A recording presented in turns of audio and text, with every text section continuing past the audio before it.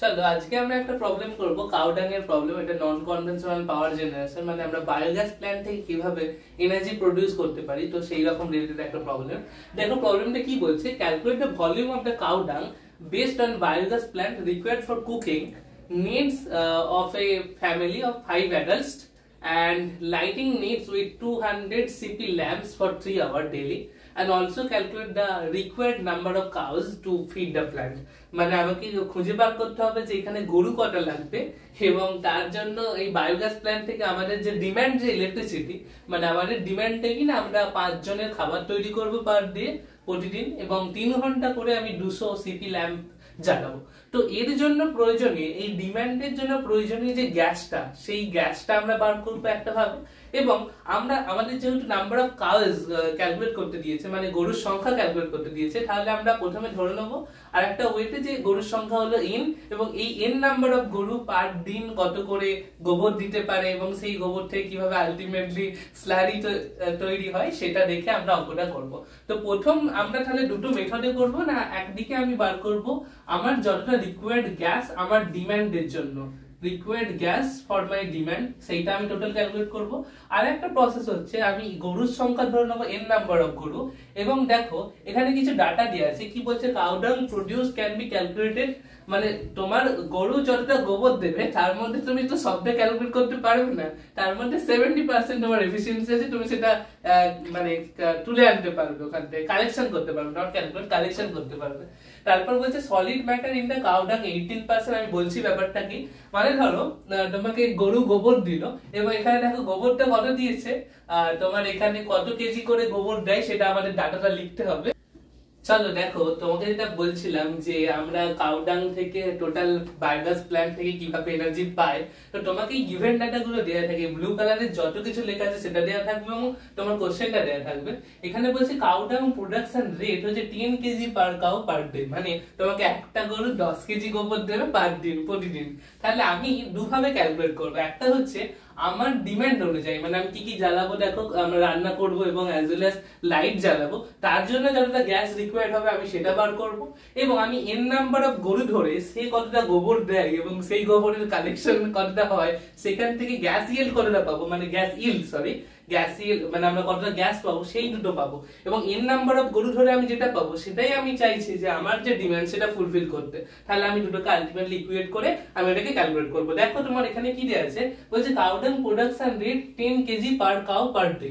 তাহলে আমি যদি ধরি n নাম্বার অফ গরু আছে, তাহলে টোটাল কাউডাং কত প্রোডাকশন হবে, সেখানে কাউডাং প্রোডাকশন কত হয়ে যাবে, n নাম্বার অফ যদি আমার গরু থাকে তাহলে কত হয়ে যাবে, n হচ্ছে একটা গরু দেয় 10 কেজি, তাহলে 10 ইনটু n নাম্বার অফ গরু, তাহলে এত কেজি পাবো আমি গোবর পার ডে। কিন্তু এটা তো আমি সবটা পাবো না, মানে এটা গোবর গরুরা দিয়েছে, কিন্তু আমাকে তো কালেক্ট করতে হবে, সেই কালেকশন এফিসিয়েন্সিটা কত। দেখো তাহলে তোমাকে 10 কেজি পার ডে তুমি এত গোবর পাচ্ছ, কিন্তু এটা তো তুমি সবটা তুলতে পারবে না, কালেকশন করতে গিয়ে কিছুটা নষ্ট হবে, সব জায়গা থেকে তুলতে পারবে না। তারপরে তোমার কালেক্টেড কাউডাং কত হচ্ছে, কালেক্টেড কাউডাং। এবার কালেক্টেড কাউডাংটা তুমি কোথা থেকে পাবে, না তোমার ছিল এই 10 কেজি পার ডে, তুমি এটা তোমাকে গরুরা দিয়েছে, কিন্তু দেখো কালেকশন এফিসিয়েন্সি কত বলে দিয়েছে 70%, তার মানে আমি 0.7 দিয়ে যদি গুণ করি, তাহলে এত পরিমাণ গোবর আমি আলটিমেটলি কালেক্ট করতে পারলাম, আমার যেটা থেকে আমি গ্যাস বানাতে পারবো। তাহলে এত কেজি পার ডে তুমি কালেক্ট করতে পারছো।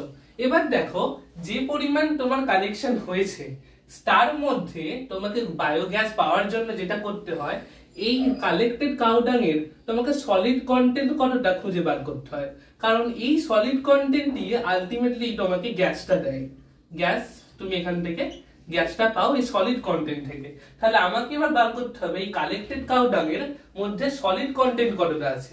এবার দেখো এখানে কি বলেছে, সলিড ম্যাটার ইন কাউডাং, মানে তার হচ্ছে 18%, তুমি যেটা কালেক্ট করেছো তার 18% হচ্ছে তোমার, তার মধ্যে কতটা সলিড ম্যাটার আছে। তাহলে আমি বার করে নিই সলিড ম্যাটার বা solid contained in collected cow dung, collected cow dung. তাহলে দেখো তুমি কত, না এইটা ছিল তোমার টোটাল গোবরটা 10n ইন্টু 0.7, এর সাথে তুমি যদি এই পার্সেন্টেজটা, মানে সলিড ম্যাটার তার মধ্যে কত থাকে 18%, সেটা যদি গুণ করো, তাহলে আলটিমেটলি সলিড ম্যাটারটা পেয়ে যাবে। তাহলে ইন্টু 1.18 করলাম, তাহলে এখান থেকে তুমি যেটা পেয়ে গেলে এত কেজি পার ডে তুমি এখান থেকে কি পাচ্ছ, সলিড কন্টেন্ট পাচ্ছ গোবরের মধ্যে। এবার এই সলিড কন্টেন্টই গ্যাসে পরিণত হয়, এই সলিড কন্টেন্ট গ্যাসে পরিণত হয় মানে কি, এবং এই কনভার্সন রেটটা কতটা সেটার এফিসিয়েন্সি দেখো, এখানে বলে দেয়া আছে gas yield is 0.34 metre cube per KG of solid matter. তাহলে আমার সলিড ম্যাটার কতটা সেটা আমি বার করে নিয়েছি। এবার এই প্রতি কেজি থেকে আমি 0.34 মিটার কিউব পাই, তাহলে আমার টোটাল এখন কত কেজি পাচ্ছি, এই 10n * 0.7 * 0.18, তাহলে এটার আমি যদি 0.34 দিয়ে গুণ করি তাহলে টোটাল গ্যাস yield কতটা সেটা পেয়ে গেলাম। দেখো তাহলে 10n * 0.7 * 0.18 ইনটু আমার দেখো প্রতি কেজি দিচ্ছে 0.34, তাহলে আমাকে এত কেজি কত দেবে, এটা ইনটু 0.34। তাহলে এইভাবে আমি পেয়ে গেলাম যে দেখো তাহলে গ্যাস ইল্ডটা যেটা আমাকে 0.34 কি ছিল, মিটার কিউব পার কেজি, তাহলে আমার ইউনিটটা ভুল হচ্ছে। দেখো এটা কি হয়ে যাবে, 0.34 প্রতি কেজির সাথে আমি গুণ করলাম এত কেজির সাথে, তাহলে টোটাল কত পাবো, এত মিটার কিউব পার ডে, মানে পার ডে আমি এত মিটার কিউব গ্যাস পাবো। তো আমি এইভাবে ক্যালকুলেট করলাম যে আমি যদি n নাম্বার অফ গরু নিয়ে কাজ করতাম তাহলে আমি এতটা গ্যাস পেতাম। এবার আমার ডিমান্ড অনুযায়ী, আমার রিকোয়ারমেন্ট কতটা, সেই অনুযায়ী আমি গ্যাসটা ক্যালকুলেট করবো যে কতটা আমার প্রয়োজন পড়বে। দেখো তাহলে আমি n নাম্বার অফ গরু আমাকে কতটা গ্যাস দিতে পারে সেটা আমি বার করলাম। এবার আমার রিকোয়ারমেন্ট কি ছিল না, আমি দুখানা রিকোয়ারমেন্ট ছিল এই কোশ্চেনে, যে আমাকে কুকিং করতে হবে কতজনের, 5 জনের, এবং 5 জনের কুকিং করার জন্য তোমার প্রতিদিন কতটা গ্যাস লাগে প্রতি পার্সনের পেছনে। দেখো লেখা আছে gas required, biogas required for cooking is 0.227 metre cube per person per day. তাহলে একজন পার্সনের জন্য তোমার 0.227 মিটার কিউব পার ডে তোমার লাগে। তাহলে যদি আমি একদিনের জন্য বার করতে চাই কতজন, 5 জন আমার আছে, 5 জন অ্যাডাল্টের খাবার তৈরি করতে হবে, তাহলে একজনের জন্য লাগবে তোমার 0.227 মিটার কিউব। তাহলে 5 জনের জন্য কতটা লাগবে, 5 * 0.227 মিটার কিউব পার ডে, এতটা তোমার গ্যাস লাগবে কুকিং এর জন্য। এবার লাইটের জন্য দেখো, তাহলে এটা ল্যাম্পের জন্য, ল্যাম্প কি বলছে দেখো, তোমার কটা ল্যাম্প আছে, ওই দুখানা 100 সিপির ল্যাম্প জ্বলবে 3 ঘন্টা করে, তাহলে দুখানা ল্যাম্প জ্বলবে 3 ঘন্টা করে। এবার একটা ল্যাম্প 1 ঘন্টা জ্বলার জন্য কতটা দেখো বায়োগ্যাস লাগে, বলা আছে gas required for lighting is 0.126 metre cube per hour per lamp. তাহলে কত, 1 ঘন্টা জ্বলার জন্য 0.126 ছিল, 0.126। এবার 1 ঘন্টা একটা ল্যাম্প, 1 ঘন্টায় এখন কত ঘন্টা জ্বলবে, 3 ঘন্টা করে জ্বলবে, সেই জন্য 3 দিয়ে গুণ করলাম। এবং একটা ল্যাম্প না জ্বলে দুটো ল্যাম্প জ্বলবে, তাই 2 দিয়ে গুণ করলাম। তাহলে আলটিমেটলি আমি পেয়ে গেলাম টোটাল কতটা আমার গ্যাস লাগবে ল্যাম্পের জন্য, তাহলে এত মিটার কিউব পার ডে আমার এই গ্যাসটা লাগবে। তাহলে আমার টোটাল রিকোয়ারমেন্ট গ্যাসের কত, এই দুটোকে জাস্ট অ্যাড করব। দেখো এই দুটো যে ভ্যালু আছে সেটা আমি অ্যাড করে নেব। দেখো আমি তাহলে কি করলাম, আমার এখানে কুকিং এর জন্য যতটা গ্যাস লাগছে পার ডে, এবং ল্যাম্পের জন্য যতটা গ্যাস লাগছে পার ডে, এবং দেখো তোমার এখানে 100 সিপি বলেছিল, এটার সাথে তোমার কোনো সম্পর্ক নাই, কারণ 100 ক্যান্ডেল পাওয়ার যাই হোক না কেন তোমাকে যেটা বলে দেয়া আছে গ্যাস রিকোয়ার্ড ফর লাইটিং, মানে প্রতি লাইট জ্বলার জন্য তোমাকে কতটা গ্যাস লাগবে সেটা বলে দেয়া আছে। এবার 100 সিপির একটা ল্যাম্প জ্বলে 1 ঘন্টা জ্বলার জন্য 0.126 লাগবে, তাহলে দুটো ল্যাম্প জ্বলবে তাই 2 দিয়ে গুণ করলাম, 3 ঘন্টা ধরে জ্বলবে তাই 3 দিয়ে গুণ করলাম। তাহলে ultimately total gas required for lamp পেলাম, total gas required for cooking পেলাম, এবং টোটাল আমার যে গ্যাস সেটা যেটা প্রয়োজন এই দুটোর আলটিমেটলি অ্যাডিশন হবে, সেটা তুমি অ্যাড করো, দেখো পাবে 1.891 মিটার কিউব পার ডে। এবার দেখো আমি এই দিক থেকে n নাম্বার অফ গরু ধরে যে গ্যাসটা পেয়েছিলাম সেটা হচ্ছে 0.4284 n metre cube per day, আমি যেটাকে জাস্ট n টা বাদ দিয়ে বাকিটা মাল্টিপ্লাই করে দিয়েছি। এবার তাহলে তুমি চাইছো যে এই n নাম্বার অফ গরু ইউজ করে এই পরিমাণ ডিমান্ডকে ফুলফিল করতে, তাহলে তোমার শর্তানুসারে কি হবে যে 0.4284 n it should be equal to 1.891। তাহলে এখান থেকে তুমি n এর ভ্যালু ক্যালকুলেট করো, কত আসবে দেখো n এর ভ্যালু 4.144, তাহলে 4.144। এবার দেখো তোমাকে, তুমি এটা ভাবছো যে 4.144, তাহলে এটাকে কি তুমি 4 করে দেবে, তুমি যদি 4 করো সেটা ভুল হবে, কারণ কি তোমার যে পরিমাণ গ্যাসটার প্রয়োজন সেটা 4টে গরুর থেকে সামান্য পরিমাণ আরো একটুখানি মানে গরুর প্রয়োজন বা গোবরের বেশি প্রয়োজন, তাহলে তুমি 4টে গরু দিয়ে কাজ চালাতে পারবে না, কারণ তোমার ডিমান্ড তো সেম আছে। চারটে গরু দিয়ে কাজ চালাতে না পারলে তোমাকে 4 পয়েন্ট সামথিং যদি চলে আসে তাহলে তোমাকে একটা গরু বাড়িয়ে রাখতে হবে। তো সেই কারণে কি হবে, এটাকে তুমি 4 করতে পারবে না, অলওয়েজ একটু বাড়িয়ে নিয়ে যেতে হবে, সেটা হয়ে যাবে n এর ভ্যালু 5। তাহলে আমি এখন 5 খানা গরু দিয়ে আমি টোটাল নাম্বার অফ কাউস যেটা চেয়েছিল সেটা বার করতে পারলাম। দেখো তাহলে তুমি যেটা পেলে নাম্বার অফ কাউ পেয়ে গেলে 5। এবার তোমাকে যেটা বার করতে হবে সেটা হচ্ছে calculate the volume of the cow ডাং বেসড বায়োগ্যাস প্ল্যান্ট। তোমার প্ল্যান্টের ভলিউম কতটা সেটা বার করতে হবে। এবার দেখো তুমি 5টা গরু পেয়েছো এবং কালেক্টেড কাউ ডাং তোমার কত ছিল না, একটা গরু থেকে তুমি 10 কেজি পাচ্ছিলে, তার থেকে 0.7% মানে 0.7 70% ছিল তার এফিশিয়েন্সি কালেক্ট করা। তাহলে তুমি কালেক্ট কতটা করতে পারছিলে, একটা গরুর জন্য 7 কেজি পার ডে কালেক্ট করতে পারছিলে। তাহলে 5টা গরুর জন্য কত পাবে, 35 কেজি। তাহলে এটা ছিল তোমার কালেক্টেড কাউ ডাং।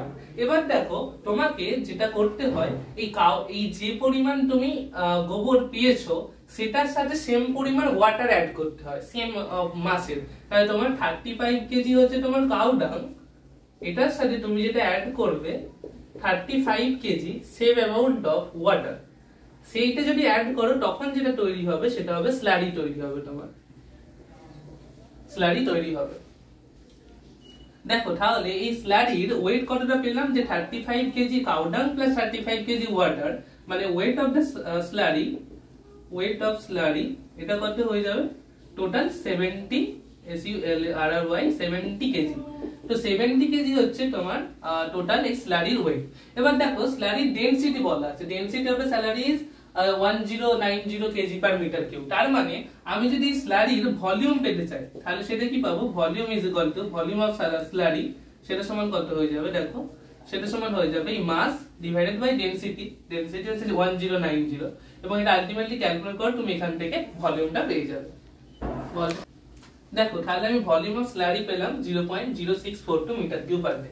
এবার দেখো তোমার এই যে স্লারি আছে এটা থেকে গ্যাস তৈরি করতে তো একটা পার্টিকুলার টাইম লাগবে। তো সেই রিটেনশন টাইমটা যদি তোমার কোশ্চেনে দেয়া থাকে ভালো না, তুমি ধরে নেবে অ্যাজিউমিং রিটেনশন টাইম 50 ডেজ বা 30 ডেজ, তুমি যেটা পারো ধরতে। তাহলে আমি বললাম 50 ডেজ যদি আমার রিটেনশন টাইম হয় তাহলে পার ডে আমরা 0.0642 স্যালারি পাচ্ছিলাম। তাহলে 50 দিনের জন্য কত পাবো, 50 ইনটু 0.0642, তোমার এতটা দরকার। তাহলে দেখো তোমার এই যে টোটাল ভলিউম যেটা হয়ে যাবে, volume of slurry for 50 days, 50 দিনের জন্য কত আসবে, দেখো তুমি একে 50 দিয়ে গুণ করো, 50 ইনটু 0.0642, তাহলে দেখো কত আসবে 3.21 মিটার কিউব, এত মিটার কিউব। এবং এটা টোটাল 50 দিনের জন্য, তাই আমি পার ডে আর করলাম না, কারণ এখানে 50 দিনের জন্য আমি ক্যালকুলেট করছি।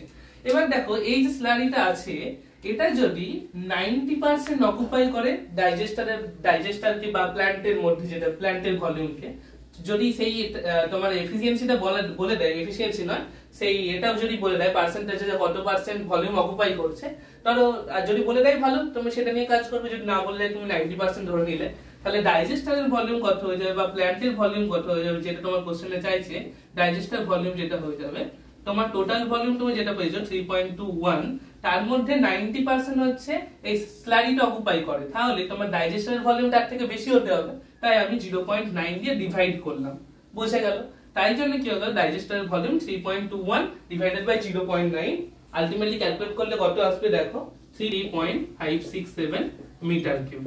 তাহলে এত হয়ে গেল তোমার ডাইজেস্টারের ভলিউম। তাহলে প্রথমত এই অঙ্কে আমরা বার করতে পারলাম কত সংখ্যক গরু লাগবে, এবং তারপর আমরা বার করতে পারলাম যে ডাইজেস্টারের ভলিউম বা টোটাল প্ল্যান্টের ভলিউম সেটা কতটা হবে। আশা করছি তোমরা বুঝতে পেরেছো। বুঝতে পারলে অবশ্যই ভিডিওটা লাইক করে দিও আর কমেন্ট বক্সে জানিও কোনো অসুবিধা থাকলে। চলো, থ্যাংক ইউ।